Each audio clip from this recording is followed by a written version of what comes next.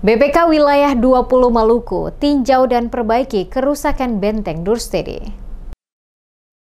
Menindaklanjuti pemberitaan Carang TV, Damas Media Group terkait kerusakan benteng Durstede di Saparua setelah pemugaran. Balai Pelestarian Kebudayaan atau BPK Wilayah 20 Maluku turun langsung ke lokasi pada Senin 3 Maret.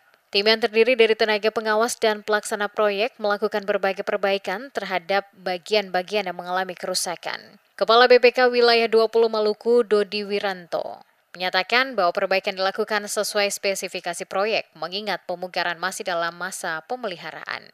Pihaknya berharap perbaikan ini dapat memastikan kualitas pemugaran sesuai dengan standar yang telah ditetapkan, mengingat proyek ini dibiayai oleh Kementerian Pendidikan, Kebudayaan, Riset, dan Teknologi. Dodi Wiranto juga mengapresiasi perhatian media ini dan masyarakat terhadap kondisi benteng Durstede. Menurutnya, pengawasan publik sangat membantu pihaknya dalam menjaga kualitas pekerjaan, yang menegaskan bahwa pemugaran melibatkan tenaga ahli di bidang cagar budaya, termasuk ahli konservasi dari Balai Konservasi Borobudur dan Metografi Yogyakarta.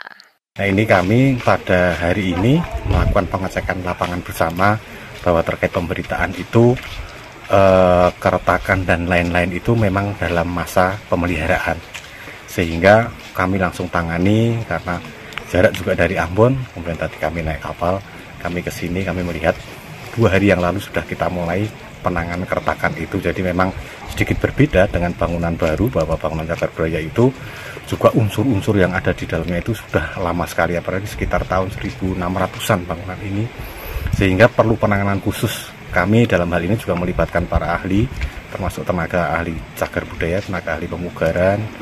Sebelumnya, proyek pemugaran benteng Durstede yang dikerjakan oleh CV Diva Utama berdasarkan kontrak bernomor 013-F7.22 KU.07.01/2024 menuai kritik dari LSM Pukar Seram Maluku karena diduga tidak sesuai spesifikasi teknis. Pantauan Damas Media Group di lapangan ditemukan beberapa indikasi ketidaksesuaian dalam pekerjaan, seperti munculnya retakan pada beberapa bagian bangunan, serta plesteran yang tipis dan mudah terkelupas. Kondisi ini berpotensi mengancam kelestarian situs bersejarah tersebut. Menindaklanjuti temuan tersebut, BPK Wilayah 20 Maluku memastikan pihak pelaksana proyek segera memperbaiki berbagai kekurangan sebelum serah terima kepada pihak berwenang. Dodi Wiranto juga menghimbau masyarakat yang berkunjung agar turut menjaga kelestarian benteng Durstede dengan tidak melakukan vandalisme atau merusak bangunan bersejarah tersebut.